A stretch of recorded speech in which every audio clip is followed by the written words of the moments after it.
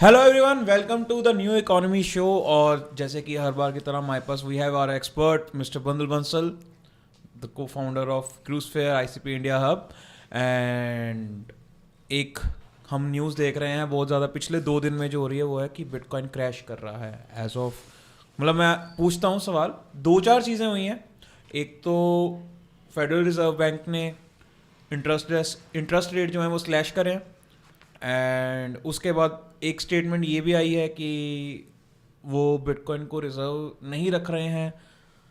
ये सब चीज़ें हुई हैं।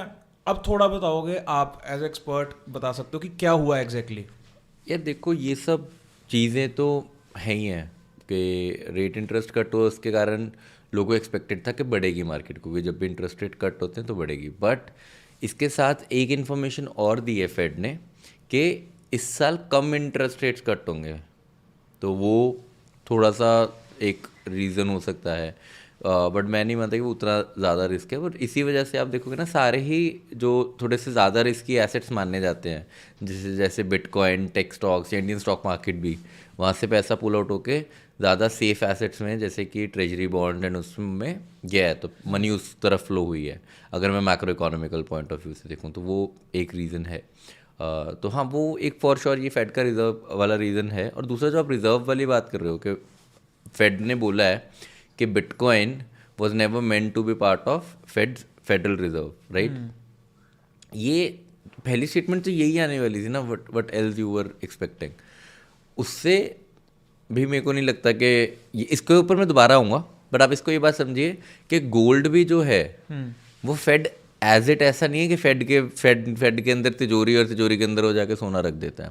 उसका भी एक प्रोसेस है कि यूएस गवर्नमेंट उसे होल्ड करती है, फिर यूएस गवर्नमेंट उनको गोल्ड बॉन्ड्स देती है जिसके अगेंस्ट उनको वो डॉलर्स प्रिंट करता है फेड, राइट। तो अगर बिटकॉइन भी यूएस गवर्नमेंट होल्ड कर लेगी, उसके बॉन्ड्स बना के दे देगी, तो फेड उसके अगेंस्ट भी डॉलर्स प्रिंट करते हैं। तो मैकेनिज्म तो ऐसे ही है। तो लोगों को लग रहा है कि फेड के अपने वॉल्ट्स हैं, अपनी तिजोरी है जहाँ के अंदर सोना, ऐसा नहीं होता है। और मैकेनिज्म तो नहीं है, मैकेनिज्म तो बनाना ही पड़ेगा। वो तो जब एसेट ही 2008-9 में आया है, तो ऐसा थोड़ी कि उन्होंने पहले से उनके पास कोई मैकेनिज्म होगा, वो तो फॉर श्योर नहीं है। और वही फर्स्ट रिएक्शन भी यही आना था। मुझे नहीं लग रहा ये दोनों ही केसेस जो हैं वो इम्पैक्ट इनफ डाल रहे हैं। बट होता क्या है, जब भी कोई बुल मार्केट चल रही होती है ना, तो ये तो आप macro economic point of view हो गए। अब इसको आप सेकेंडली समझिए कि जब भी कोई बुल मार्केट चल रही होती है, तो बुल मार्केट में होता क्या है कि प्रॉफिट बुकिंग होगी होगी। अब मानो जिस बंदे ने 90,000 पे बिटकॉइन लॉन्ग कर दिया और बिटकॉइन रिट्रेस ही ना करे, 10x पे आपने लॉन्ग लगा दिया और आप बिटकॉइन रिट्रेस ना करें, यू विल मेक $1 बिलियन। अगर बिटकॉइन सीधा तो 200 के चला गया, तो आप कैसे कह रहे हो कि रिट्रेसमेंट्स नहीं होंगी बुल मार्केट के अंदर?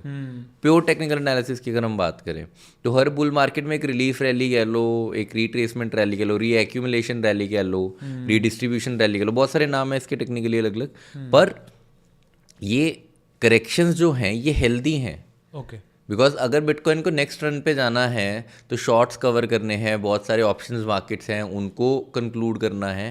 बिकॉज अगर वो नहीं होगा तो जिन्होंने मान लो लॉन्ग्स बहुत ज़्यादा अगर हो जाएंगे मार्केट्स में और मार्केट एक ही तरफ जाती रहेगी, तो उनका इन्फिनिट लॉस की प्रॉफिट की तरफ आना शुरू हो जाएगा। तो मार्केट को रीबैलेंस तो करना पड़ेगा ना फ्लक्चुएशंस देख करके, एग्जैक्टली। ताकि वो बैलेंस आउट हो सके।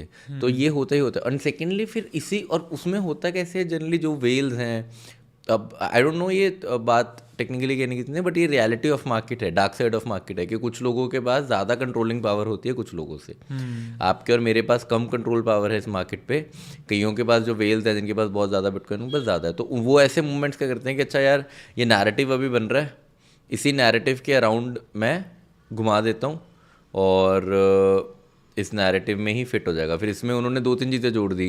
गूगल का एआई जोड़ दिया कि गूगल ने अपना एआई निकाला है एंड नाउ वो जो है वो सुपर कंप्यूटिंग। वो सुपर कंप्यूटिंग से बिटकॉइन क्रैक हो जाएगा। यार बिटकॉइन क्रैक हो जाएगा, उससे पहले नासा के कोड्स क्रैक नहीं होंगे, ग्लोबल बैंकिंग क्रैक नहीं हो जाएगी, आपके सारी ऑनलाइन प्रिवेसी ख़त्म नहीं हो जाएगी, पूरी इंटरनेट इकोनॉमी ख़त्म नहीं हो जाएगी। तो वो ज़्यादा स्केरी फ्यूचर नहीं है कि अगर हमारे न्यूक्लियर कोड्स चोरी हो सकते हैं सुपर कंप्यूटर से, तो सबसे पहले बंदा बिटकॉइन चुराएगा और बिटकॉइन तो वैल्यूलेस ही हो जाएगा जब वो अगर वो क्रैक हो जाता है। तो उससे पहले बहुत सारी चीज़ें और हैं जो सुपर कंप्यूटर के क्रैक होने से जिससे हमें डरना चाहिए रादर देन बिटकॉइन। तो होगा क्या कि it will be like a nuclear weapon, कि अगर सुपर कंप्यूटर ऐसा बन भी जाता है कि जो इस लेवल पे, पहली बात तो वो बनने में बहुत टाइम है अभी, 10-15 साल बाद की बात हो रही है, और कब से चल रही है, और बिटकॉइन की एल्गोरिदम भी तो अपग्रेड होएगी।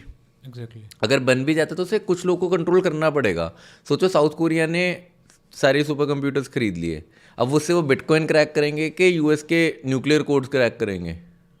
ऑब्वियसली पहले न्यूक्लियर प्रोग्राम ही करेंगे तो हाईजैक। तो यूएस क्या करेगा? यूएस कंट्रोल करेगा कि हर बंदे के हाथ में ये ना जाए, कि यूएस गवर्नमेंट के हाथ में रहे। और यूएस गवर्नमेंट अगर डायरेक्ट अटैक करती है किसी भी चीज़ के ऊपर तो उसको लेजिटिमेसी का रिकॉर्ड दे देगी।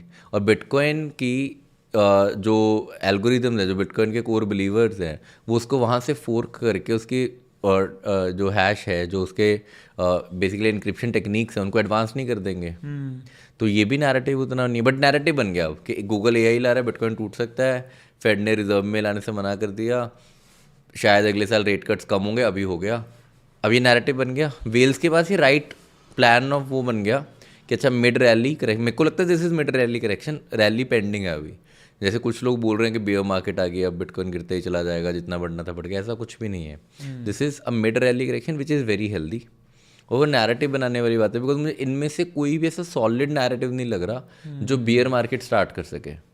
और अभी तो ऑल्ट सीजन तो आया ही नहीं अभी तक। वो अलग स्टोरी है, और वो भी पेंडिंग, बिकॉज इथीरियम ने ऑल्ट सीजन का सबसे पहला मैट्रिक ये होगा कि इथीरियम बिटकॉइन को आउट परफॉर्म करेगा। और इसके ऊपर हम अलग से कर सकते हैं वैसे एक पॉडकास्ट इथीरियम के ऊपर, कि why Ethereum is most undervalued altcoin अभी। पर जब तक वो नहीं होता तब तक एक ऑल्ट सीजन भी नहीं आया। बट चलो ऑल्ट सीजन मैं मानता हूँ कि ऑल्ट सीजन आए बिना भी बिटकॉइन की रैली आके खत्म हो सकती है।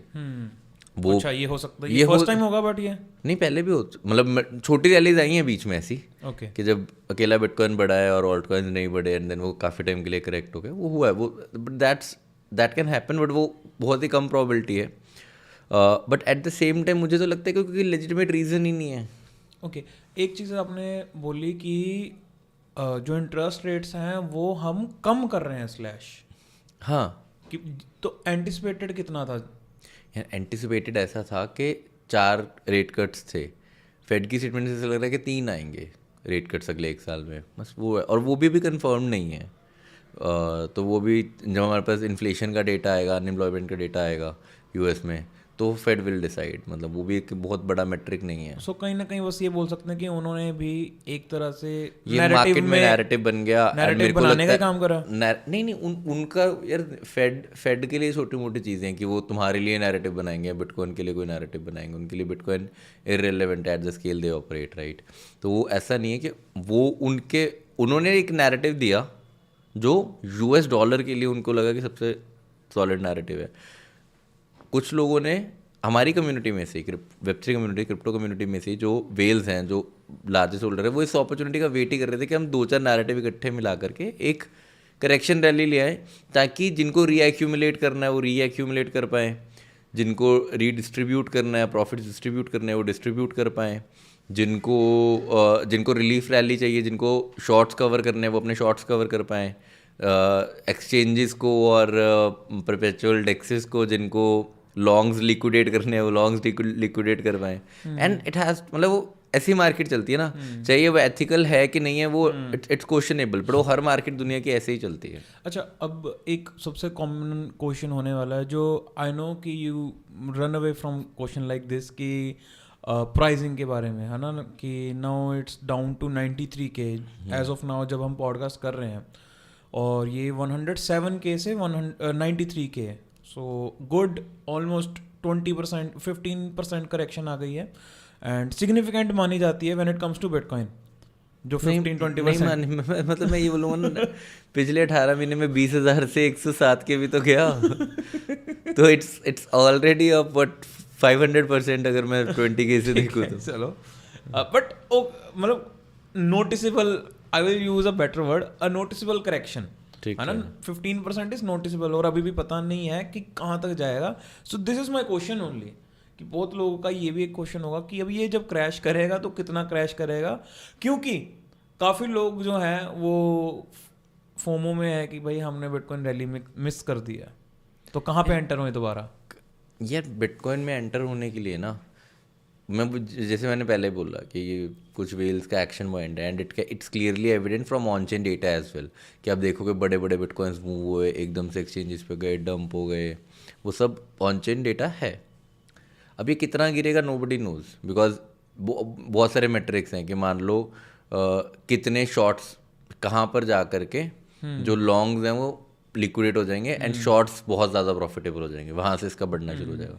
तो माई better case is this is a good point and 15 to 20% जो करेक्शन होती है जनरली उतनी ही रहती है, 12-15% आ गई है।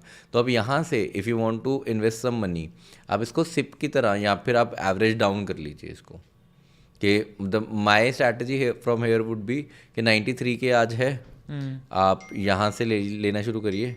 मान लीजिए आपने $10,000 इन्वेस्ट करने हैं तो आप उसे 1,000 के मान लीजिए 10 ट्रांचेज में भी बांट लीजिए। जब ये 1,000 ऊपर जाए या 1,000 नीचे जाए आप खरीदते रहिए। तो 93 से 94 हुआ 1,000 का और खरीद लिया, 93 से 92 हुआ 1,000 का और खरीद लिया, 91 हुआ 1,000 का और खरीद लिया। हर $1,000 के मूवमेंट पे आप खरीदते रहिए। यू विल एवरेज डाउन जो बीटा होएगा ना, या फिर आप टाइम वाइज एवरेज डाउन कर सकते हैं कि मैं हर 5 घंटे में खरीद दूंगा। ओके, या so it's still a good point two re-enter अब जिसको इस प्राइस पॉइंट पे आना है। अच्छा, अभी एक प्रेडिक्शंस भी आई हैं काफ़ी जगह से एंड मेरे को लगता है कि sorry to cut you off, मुझे ऐसे लगता है कि अभी रैली ये मिड रैली है, ये एंड ऑफ द रैली नहीं है, यहाँ से कोई बियर मार्केट नहीं है, तो यहाँ से एंटर होकर भी you'll make profits. Okay, and काफ़ी लोग अब बात कर रहे हैं कि बाय 2025 मिड या 2026 तक एंड तक, मतलब with in next 12 months bitcoin is expected कि 250K 300K टाइप्स जाएगा। दोनों तरह के लोग हैं। जब बिटकॉइन बढ़ रहा था ना तो यही लोग बोल रहे थे 250K 300K जाएगा। मैंने अपने लास्ट पॉडकास्ट में बोला था कि nobody can predict, specifically last candle तो कभी प्रेडिक्ट हो ही नहीं सकती। ये वही लोग हैं आज जो अब 15-10% गिर गया बिटकॉइन तो बोल रहे हैं कि नहीं यहाँ से बेयर मार्केट शुरू होगी, अब बिटकॉइन 60,000 टच करके आएगा। तो इन लोगों का कोई स्टैंड नहीं है और मुझे नहीं लगता इनको रेलेवेंस देनी भी चाहिए। किसी को भी प्राइस नहीं पता होते, वो बहुत मुश्किल है। आप टू सम एक्सटेंट आप यील्ड कर्व्स और यील्ड्स देख के या लिक्विडिटी पोजीशंस देख करके आप ये देख सकते हो कि आप रैली में किस तरह, रैली पेंडिंग है कि ये कौन सा फेज़ है, कि are we in the bear market, are we in the bull market, या अभी हम जैसे डिस्ट्रीब्यूशन फेज या फिर एक मिड रैली में है। अब मैं पोजीशन बता सकता हूँ कि हम मिड रैली में है। अब आप मेरे से पूछते मैं 80,000 पे भी ये बोलता हम मिड रैली में, मैं 107K में पूछता, और मैं दोनों पे बोलता 80,000 पे भी कि एक हेल्दी करेक्शन कभी भी आ सकती है। वो 80K पे नहीं है, वो 107K से आनी शुरू हुई, दैट्स ओके, क्योंकि एक बार तो आनी थी। क्योंकि जब मल्टीपल आएंगे, 2-3 आएंगे अभी। जब प्राइसिंग भी जब बड़ी थी तो बड़ी भी एकदम से थी 69 से आई गेस। तो आप ये समझिए कि the right approach towards this is कि आप प्राइस कितना होगा नोबडी कैन जज, आप उसको जज करने की कोशिश कीजिए। आप ये जज करने की कोशिश कीजिए कि हम किस फेज ऑफ रैली में हैं। अभी आप मिड रैली में हो, आप यहाँ पे इन्वेस्ट कर सकते हो। जब आपको लगे कि this is and phase of rally, तब प्राइस 150 के होगा, 200 के होगा, और ऐसा हो सकता है 150 और 300K में 20 दिन का फर्क हो, अगर वो जाएगा वहाँ तक। तो आपको 150K पे मान लो लगने लगेगा this is and of the rally, या 200K पे आपको ये लगने लगे this is and of the rally. आप वहाँ से इसी तरह से सिक्वेंशियली अपने प्रॉफिट्स बुक करने शुरू कर दीजिए एक स्ट्रैटेजी के साथ। और वो 300 के जाए, 400 के जाए, जितना आप बुक करना चाहते हैं। मतलब माय सजेशन वुड भी कि आप मत कीजिए बुक, या फिर आप अगर बुक करने भी तो पार्शियल बुक कीजिए कि मान लीजिए आपने 3x मार लिया अपने पोर्टफोलियो का, तो आप 50% ऑफ योर पोर्टफोलियो, यानी कि अपने कैपिटल प्लस 50% ऑफ प्रॉफिट लेके जाएंगे। रेस्ट अपना 50% ऑफ पोर्टफोलियो आप बिटकॉइन में छोड़ सकते हैं। अगर वो बेयर मार्केट आएगी भी तो दोबारा बुल मार्केट आएगी, because this asset is here to stay. तो आप एक पार्शियल एग्जिट लीजिए एंड ऑफ द रैली में, और उसको भी आप बांटिए अपने सीक्वेंस में। That's the best. मतलब मेरे नून में पिछले 10 सालों में जिन्होंने प्रॉफिट बनाया है Web3 ट्रेडिंग से, उन्होंने इसी स्ट्रैटेजी से ही प्रॉफिट बनाया है। ओके, कि किसी ने भी प्राइस प्रिडिक्ट करने की कोशिश नहीं करी कि मैं इस प्राइस पे पूरा पीक पे निकाल लूँगा। जिन्होंने रेंजेस में निकाला है उनके ही पैसे बने at the end. So thank you so much Bandul. मतलब I know you are short of time, और बहुत ही ज़्यादा बढ़िया लगा। We will try to cover more such topics and I believe लोगों को काफ़ी रियलिटी पता चलेगी। बस मुझे एक डर लगता है कि when things like this happen तो लोग पैनिक भी बहुत जल्दी कर जाते हैं and they take wrong decisions. आप हमारा चैनल सब्सक्राइब करो, हम पैनिक नहीं करने देंगे। सो आपने सुन लिया है, अगर आपको भी ट्रेडिंग करते करते पैनिक अटैक्स आते हैं तो प्लीज़ मेक श्योर आप ये चैनल सब्सक्राइब करो, ताकि आपको एक लेजिटिमेट, एक शांत सी आवाज़ में आपको पता चले कि हाँ भाई रियलिटी क्या है। कहीं ना कहीं मेरे को ये लगता है कि इन्वेस्टिंग में आपको एक चीज़ बहुत ध्यान रखनी पड़ती है कि या तो आपको सोशल मीडिया बिल्कुल ही बंद कर देना चाहिए, आप मत देखो, या फिर take it with pinch of salt, क्योंकि हर चीज़ सच नहीं है। जो लोग कल 250 के बोल रहे थे, आप अकाउंट्स उनके ट्रैक के जो उन्होंने अपनी पुरानी ट्वीट्स डिलीट कर दी हैं, जिसमें वो 250 के बोल रहे थे कि चला जाएगा अगले महीने, ईयर एंड 250 के, पूरा वो वाली ट्वीट्स डिलीट करके बिटकॉइन गिर गया, तो वो लिख रहे हैं कि 60 के ईयर एंड 3 दिन में का एनालिसिस चेंज हो जाता है लोगों का। तो ना तो उनके पास वो 60K का नंबर लेजिट है, ना ही वो 250K का नंबर लेजिट था।